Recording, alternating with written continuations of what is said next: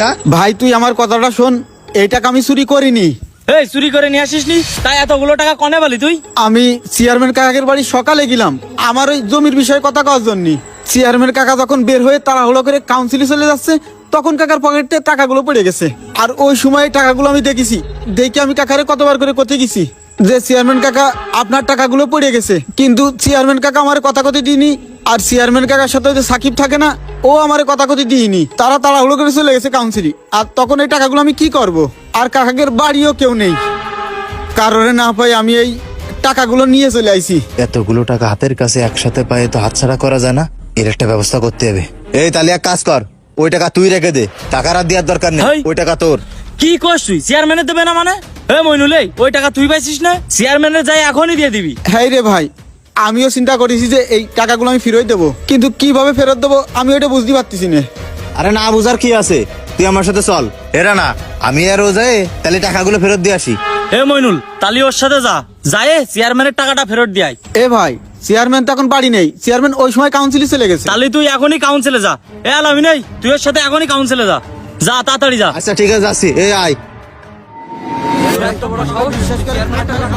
চুরি করে আবার অস্বীকার করিস? আজকে চল, চল, আজকে তোর খবর আছে। চেয়ারম্যানের চোরের তোর বাচ্চা কি চোর। করে?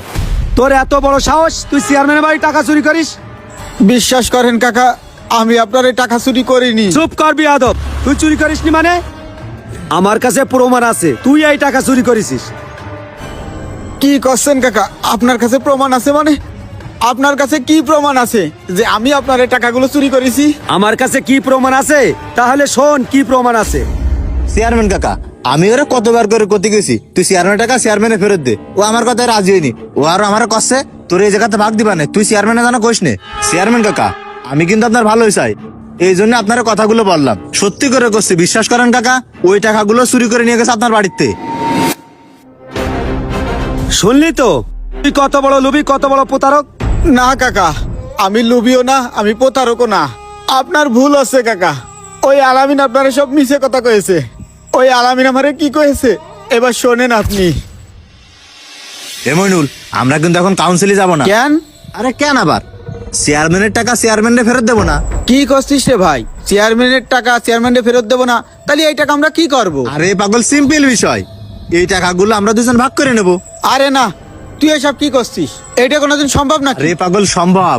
শোন, আমি তোরে বুদ্ধি দিচ্ছি, এই জায়গায় যতগুলো টাকা আছে না, 3 ভাগের 2 ভাগ তুই রেখে দে, আর 1 ভাগ আমার দিয়ে দে। শোন, কাক পক্ষী বাতাসে কেউ জানবে না। না রে ভাই, তুই এসব কি করছিস? এই কাজ আমি জীবনেও করতে পারবো না ভাই। চেয়ারম্যানের টাকা আমি চেয়ারম্যানে ফেরত দেবো। আরে পাগল,